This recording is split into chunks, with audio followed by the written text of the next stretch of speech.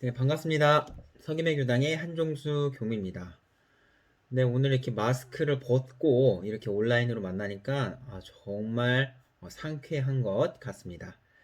날씨가 점점 추워지고 있죠? 네, 아이들도 감기에 걸려서 어린이집에 이렇게 못 오는 경우도 있는데 서로가 심신을 잘 챙겨야 할 때인 것 같습니다. 우리가 저번에 법회 때 배웠던 것이 바로 불신입니다. 믿지 아니함.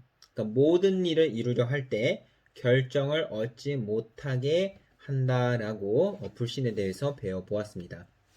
그래서 먼저 믿음이 중요하다라고 알게 되었을 것입니다. 이번에는 버려야 할 조목 이 네 가지 중에 두 번째 바로 탐욕에 대해서 배워보도록 하겠습니다.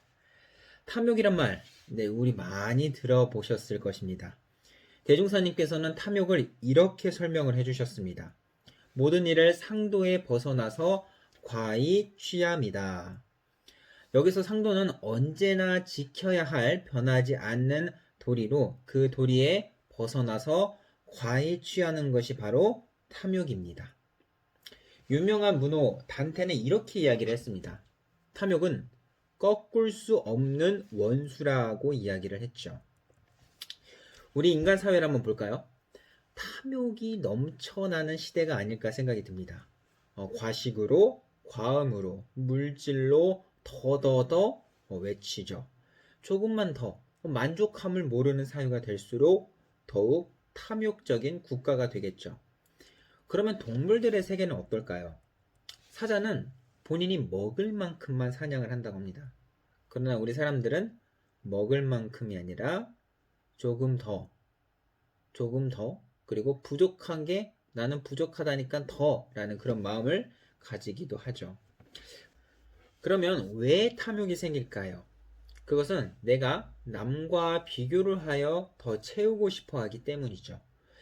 남과 비교를 하면 내가 지금 가지고 있지 못한 것이 보이고 그것을 갖고 싶어 하죠. 어떤 한 실험한 이야기가 있는데 한 심리학자가 자기 딸과 함께 놀이공원에 가서 신나게 노는데 주변에 보니까 아이들이 다 풍선 하나씩 가지고 있다는 거예요. 그래서 그 딸도 그 풍선을 갖고 싶어서 막 아빠한테 떼를 쓴다는 겁니다. 풍선은 보지 않았을 때도 즐겁게 놀았는데 주변의 친구들이 풍선을 가지고 있으니까 본인도 갖고 싶어서 막 우는 거죠. 그래서 심리학자는 정말 그 딸이 갖고 싶어 하는지 궁금했습니다. 그래서 잠시 그 환경을 바꿔서 다른 곳으로 이동해 놀이기구를 구경을 하였는데 그 주변에는 풍선을 가진 아이가 한 명도 없었습니다. 그래서 그러니 그 딸은 풍선을 갖고 싶어 하는 말이 쑥 사라졌다고 하죠. 우리가 남들과 비교를 하여 내가 부족하다고 생각을 하면 욕심이 생깁니다. 그 허전함을 채우려는 욕심, 분수에 넘치는 욕심, 그것이 탐욕이라는 것이죠. 또 탐욕은 왜 생길까요? 탐욕은 집착을 하기 때문에 생기게 되는 거죠. 내가 무언가를 얻고 싶고 좋은 것을 갖고 싶어 하는 집착이 오래 가면 결국 내 몸과 정신이 썩은 고기처럼 고통에 빠지게 되고 괴로운 삶을 살게 되고 힘들어하는 인생이 펼쳐질 것입니다. 근데 안타깝게도 많은 사람들은 내가 집착하고 있는 줄도 모르고 그 집착이 나쁘다고 생각을 하지 않습니다. 그러니 몸과 마음이 상해서 괴로움의 세계로 빠지게 되는 거죠. 탐욕을 부리면 정말 괴롭습니다. 제가 유럽에서 이제 유럽 여행, 배낭여행을 갈 때인데요. 제가 이제 파리에서 여행을 다닐 때 이제 파리에 있는 센느강을 싹 지나가면서 이제 막 그 즐겼죠. 근데 가는데 옆에서 젊은 세 사람이 그 컵에다가 공 하나 숨겨놓고 막 컵을 섞어가지고 공의 위치가 어딘지 해가지고 알아맞히는 그런 호객 행위를 하고 있었습니다. 그래서 그것을 맞추면 얼마를 준다? 50유로를 준다. 50유로라면 한국 돈으로 약 7만원 정도 할 것 같아요. 어때요? 쏠쏠하죠? 한 번 맞추는데. 제가 지나가면서 보는데 컵의 움직임이 싹 보이는 거예요. 내가 해도 기본 50유로는 따겠는데? 라는 그런 생각이 들더라고요. 그래서 또 생각이 든 게, 50년은 금방 볼 것 같은 게 저 정도 컵의 속도면 내가 좀 할 수 있을 것 같아 해가지고 이 여행 경비에 좀 보태볼까? 이거 내 생각에 한 100유로 이상 볼 것 같은데 라는 네 그런 생각이 들었어요. 그리고 나서 또 거기는 호객하시는 분이 저를 보고 나서 와보라고 한번 해보라고 그러는 거예요. 해볼까라는 그런 생각이 들었죠. 그러면서 그런 마음이 들 때 잠시 내 마음을 좀 알아차려 보았습니다. 저는 일단 타지에 왔고 그 사람은 세 사람이고 저는 혼자였습니다. 그리고 분명 겉으로 보기에는 딱 그 공의 위치를 알겠는데 한 번 하고 두 번 하고 세 번 하면 그 친구들이 어떤 속임수를 할지는 꿈에도 모르죠. 그래서 내가 이것을 하기에는 굉장히 위험 부담이 크겠다. 별로 나에게 좀 도움이 되지 않겠다 하고 네, 돌아보지 않고 그냥 제 갈 길을 갔습니다. 그리고 이제 구경을 하고 다시 그 위치를 그 거리를 다시 걸어왔는데 그분들이 없더라고요. 그래서 내가 탐욕에 갇혀 있지 않아서 정말 다행이다라는 네, 생각이 들었습니다. 그렇다면 탐욕을 부리지 않으려면 어떻게 해야 할까요? 그것은 탐욕이 일어나는 것을 바라볼 줄 알아야 합니다. 관찰할 줄 알아야 하는 거죠. 내가 지금 이런 탐욕이 일어나고 있구나라는 것을 알아차려야 합니다. 근데 혹시 이 멘트 한번 많이 들어보시지 않으셨나요? 자, 우리가 버페를 볼 때 입장에 들면서 제가 항상 이런 멘트를 하죠.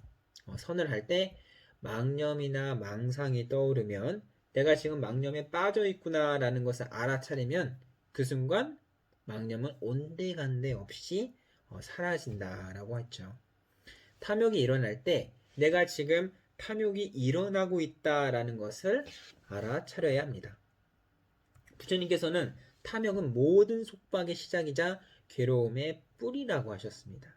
내가 지금 괴로움의 뿌리를 키워내고 있구나라는 것을 알아차리면 그 탐욕은 줄어들겠죠.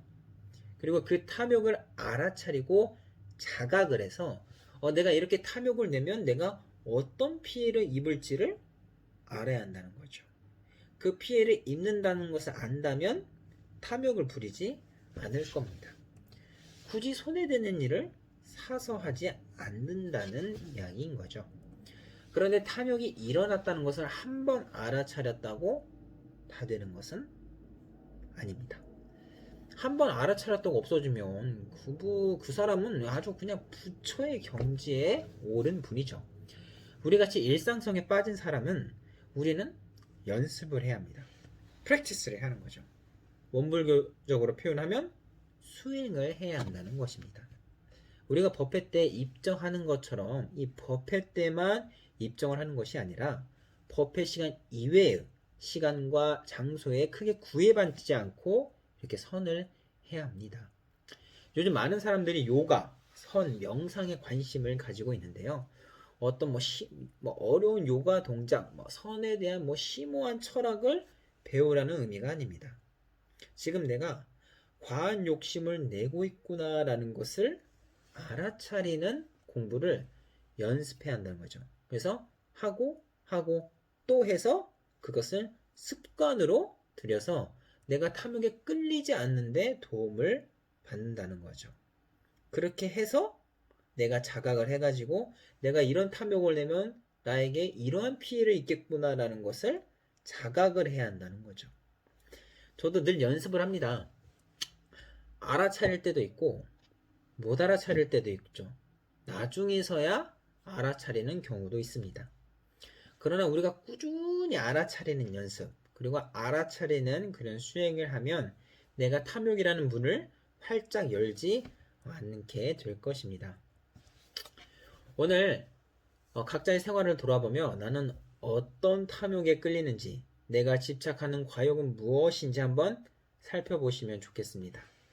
그 탐욕으로 나는 괴로움으로 허우적거릴 것인지, 아니면 탐욕이라는 것을 알아차리고 분수에 맞춰 만족하는 법을 배울 것인지는 여러분들의 선택에 달려 있습니다. 부디 그 선택이 지혜로운 선택이 되기를 빌며 이상 설교를 마치도록 하겠습니다. 감사합니다.